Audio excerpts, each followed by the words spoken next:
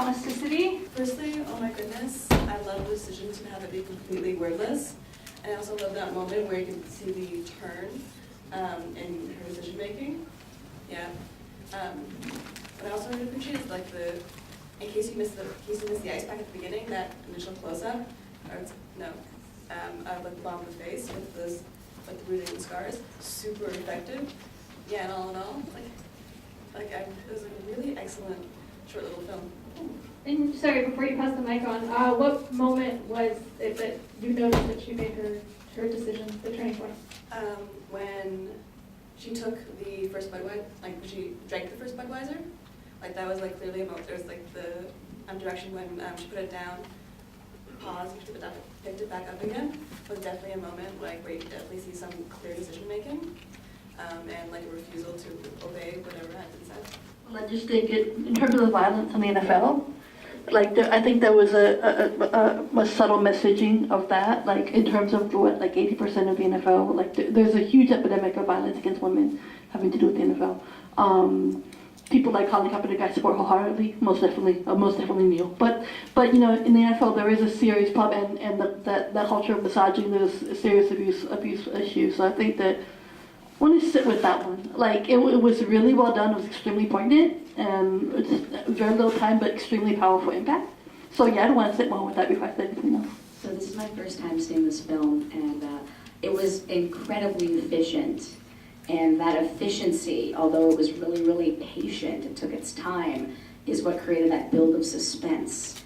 And although you could tell that she was contemplating what she was doing, and yet I was behind her all the way. I didn't need to see the villain to know the villain was there, and that the act that she was committing was she was driven to it by the villain. So exceptionally good, efficient storytelling from my perspective for a 4-minute film. It had a beginning, middle, and end, and I was driven to the point she was at, and I thought it was spectacularly well composed.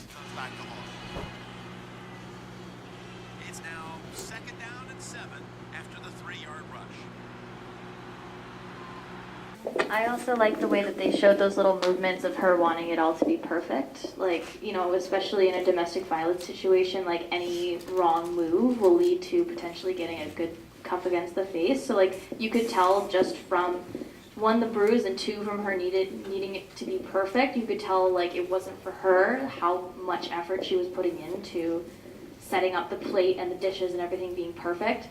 That it really did lay out a clear story, not without saying any words and without really needing to show the bruises very often. You could just tell her tenseness, and then once she put the beer can down, then it was just I'm gonna do this. So the movements definitely change from very hesitant perfectionist movements to very decisive movements, and careful but not in a perfectionist way. It's with regards to the microwave. It would have been nice if they could have showed the microwave maybe a high temperature or super hot setting to show the anger. Because I noticed that when she was, I saw a lot of confidence in it, so I didn't really capture what her anger until a little bit later on, with the glass part really. No, I had a thought because we were mentioning the sound, and I kind of an answer. I right away knew because she went for the ice pack and there was the cut lip, so I figured it was a domestic thing. Either that or she was a boxer or something.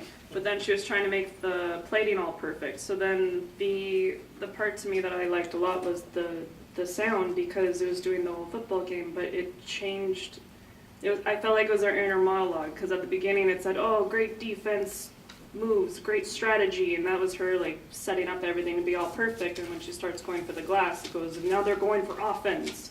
So it was her inner monologue going with as soon as I realized she wasn't talking, I started paying attention to the football more, and it was just her inner monologue with that. So I thought it was really well done.